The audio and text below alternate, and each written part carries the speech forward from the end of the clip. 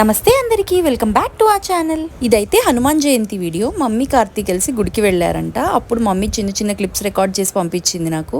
ఇక్కడైతే తమలపాకుల మీద సింధూరంతో శ్రీరామ అని రాసి స్వామివారి మెడలో వేయడానికి దండలాగా చేసి తీసుకెళ్ళిందంట. ఇక్కడ చూడండి, మా పెద్ద మనిషి ప్రదక్షిణాలు చేయడము, హారతి ఇవ్వడము అన్ని వాడే చేస్తున్నాడు. ఇక్కడ గుడి చుట్టూ 3 ప్రదక్షిణాలు చేశాడంట. చక్కగా ఏ పని చేసినా పర్ఫెక్ట్ గా ఇంట్రెస్టింగ్ గా చేస్తాడు. ఇంకా దేవుడి విషయానికి వస్తే అయితే సేమ్ వాళ్ళ నాన్న ఎలాగైతే డైలీ పూజ చేసేటప్పుడు అగరొత్తులు తిప్పుతాడో వీడు కూడా సేమ్ అలానే చేస్తూ ఉన్నాడు. మనల్ని చూసే పిల్లలు నేర్చుకుంటూ ఉంటారు అన్నదానికి పర్ఫెక్ట్ ఎగ్జాంపుల్ మా కార్తీ. అయితే మేము ఏది చేస్తే అది ఫాలో అవుతాడు.